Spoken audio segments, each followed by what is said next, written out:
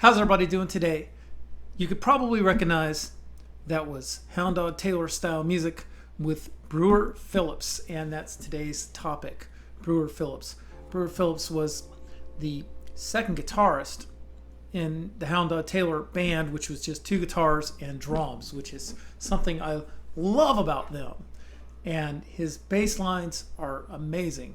Hound Dog Taylor's bass lines were really cool too, and that'll probably be another subject down the road, but I wanted to talk about Brewer Phillips' lead playing in lots of great tunes. A lot of tunes have his name in it, like Phillips' Theme, which is a great one.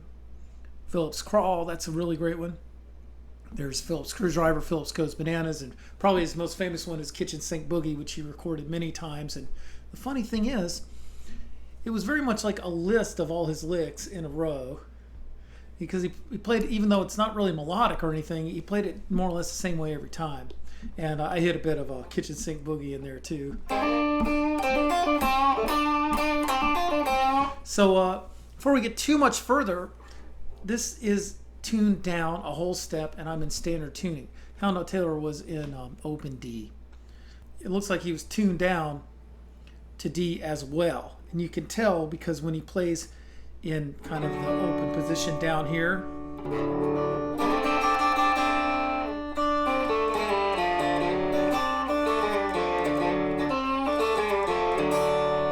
you can tell that has to be done in an E chord.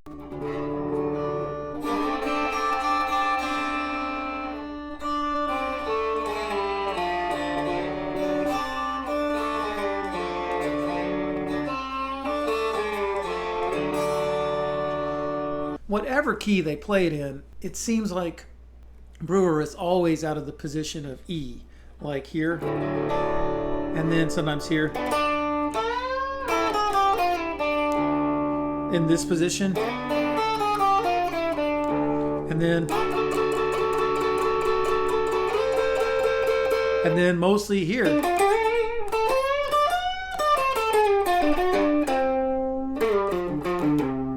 He liked to end notes on the seventh, and he never cut them off. He let them sit there in your face because he just had this aggressive in your face attitude. I just love it, man.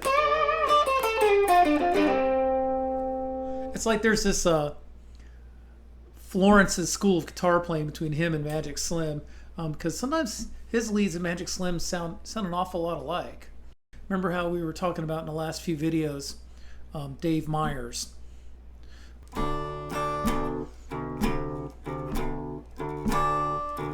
So that'd be kind of more Dave Meyers style, you know.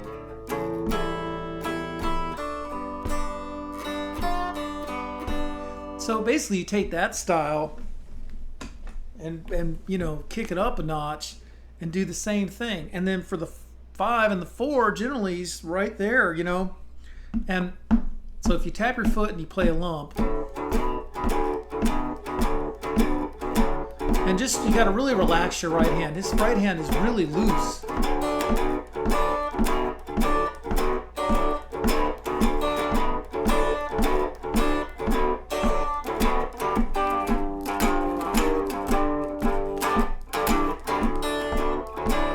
Sorry about that.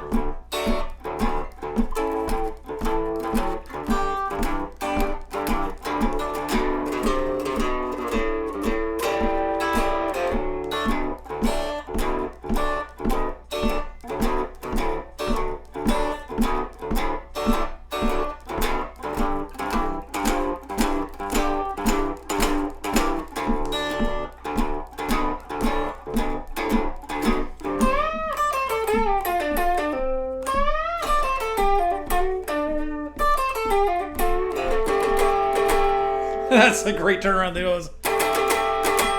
It's a like a. And then he liked to bend sharp, right? You know. I don't know if it was by accident or if it was on purpose, because like it's just creating even more tension, you know, to bend it sharp like that. I've only seen one actual film of him playing, which is the Ann Arbor one. And you can see his right hand. It's just as loose and relaxed as you can get. This, you know.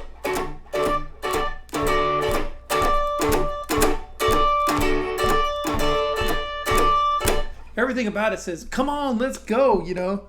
It's in Phillips' theme, which is just a slow blues in the E position up here on the 12th fret. But the thing is, it goes through these odd tempo changes because they like to play little tricks on you, you know. So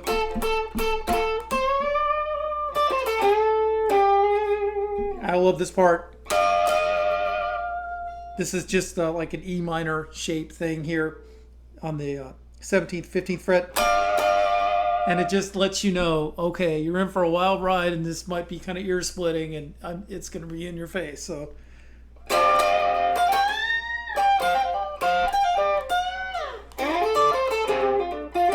he does that all the time. Or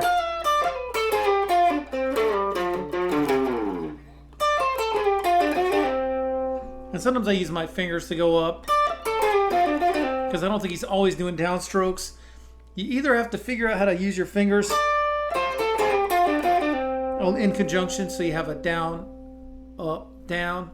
You could actually steady your thumb pick with your first finger to go to sort of brace it, so you can go down and up with your thumb pick, because he does do that. Like especially when he goes, he does it all the time. Like so, if you're in here, then he'll go 3 frets up with this shape.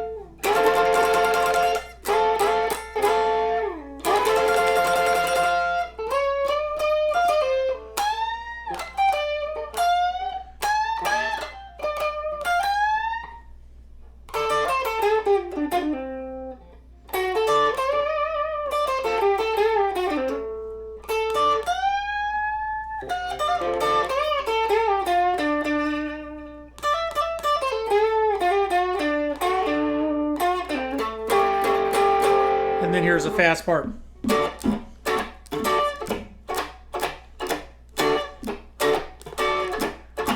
Just real loose.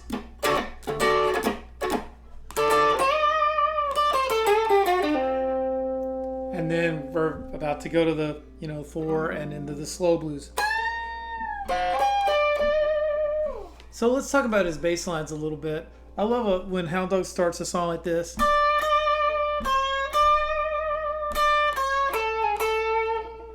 And Brewer Phillips goes, it's almost comic, it's so over the top,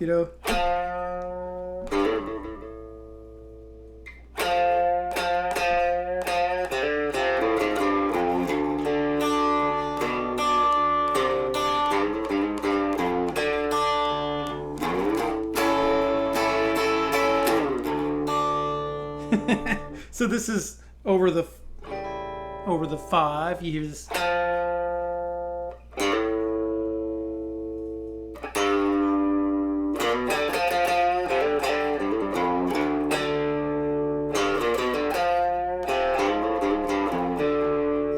And he give me back my wig. He goes.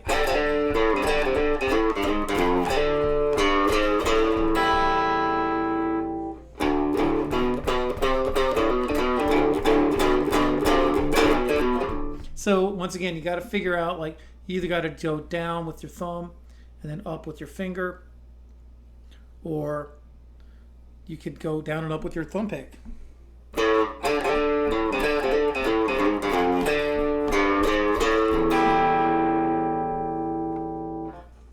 So what a fascinating guitar player. He took all the regular materials and he just played them in a really anarchic way, and it was a perfect fit with kind of the volume and the wildness of the Hound Dog Taylor band, and great bass lines. The bass lines really came, I think, from Memphis Minnie, because he was raised partially by Memphis Minnie in Mississippi, and that's why you have those pings. Right? It's kind of stuff that sounds simple until you try to play it and you realize there's kind of a lot going on. So just remember to really stay loose with your right hand and have fun playing this stuff. Last thing I want to say is, even though this music is really distorted, really like fast and loud a lot. You couldn't really have it without Ted Harvey. Ted Harvey was kind of a counterpoint because he had that buoyancy and that bounce and that Fred Below style kind of.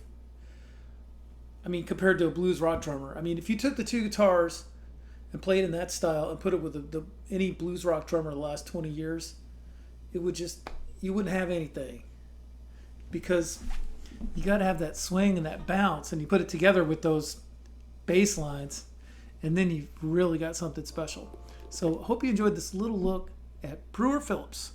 And I'd love it if you would leave any anecdotes about Brewer Phillips, Hound Dog Taylor in the comments, and do subscribe to my YouTube channel. Thanks a lot. Bye-bye.